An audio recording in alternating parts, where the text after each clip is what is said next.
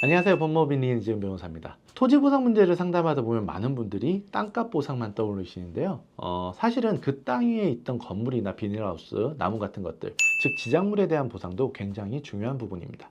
오늘은 이 지작물 보상에 대해 꼭 아셔야 할 점, 그리고 실제 판례를 통해 어떤 경우에 보상이 인정되는지 한번 말씀드려 보겠습니다. 먼저 지작물이라는 용어가 조금 생소하시죠? 토지보상법 시행규칙 제2조 제3호에 따르면 공익사업을 할 때 사업에 지장을 주는 물건을 말하는데요. 대표적으로 건축물이 있고요. 담장, 옹벽과 같은 공작물, 그리고 과수 같은 수목, 그리고 분묘까지 포함됩니다. 보통 보상 절차 초반에 사업 시행자가 지작물 조사를 해서 물건 조서를 작성하게 되는데, 여기서 내 지작물이 누락되는 경우가 종종 있습니다.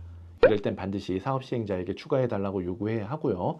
사진이나 규격 같은 근거 자료를 같이 내면 훨씬 유리하게 진행될 겁니다. 그렇다면 지작물은 어떻게 보상될까요? 원칙은 이전비 보상입니다. 즉, 그대로 옮기는데 드는 비용을 보상하는 건데요. 하지만 예외가 있습니다. 만약에 옮기는 비용이 새로 사는 비용보다 더 많이 든다거나 옮기더라도 본래 용도로 못 쓰게 되는 경우에는 취득비, 즉 그 물건의 가액으로 보상받게 되는 거죠. 건축물은 대부분 이 예외에 해당하기 때문에 이전비가 아니라 취득비로 보상이 되는 경우가 많습니다. 여기서 중요한 대법원 판례 하나를 말씀드리겠습니다. 그 사건에서는 토지 위에 설치된 비닐하우스가 쟁점이었습니다. 사업 시행자는 비닐하우스는 임시 구조물이니까 보상할 필요가 없다라고 주장을 했는데요. 대법원은 비록 임시적 시설물이라 하더라도 실제 영농 활동에 사용되고 있다면 보상 대상이 된다라고 판단했습니다. 즉, 겉보기에 허술해 보여도 실제로 쓰이고 있었다면 반드시 보상해야 되는 대상이 된다는 거죠. 이 판례의 의미는 분명합니다. 실제 사용 가치, 경제적 가치가 지작물 보상의 핵심이라는 거죠.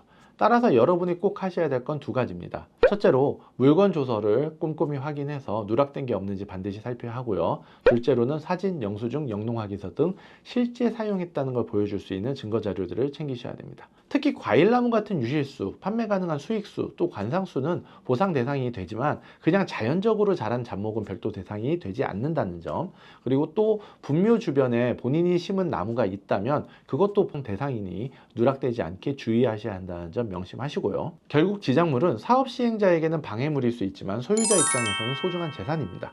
제대로 된 보상을 받으려면 내 지작물이 누락되지 않았는지 확인하시고 실제 사용 증거를 적극적으로 제출하셔야 합니다. 그리고 필요하다면 토지 보상 경험이 많은 전문가와 함께 대응하는 것도 좋습니다. 오늘은 지작물 보상과 관련해 꼭 알아두셔야 할 판례와 대응 방법을 말씀드렸습니다. 지금까지 법무법인 이재훈 변호사였습니다.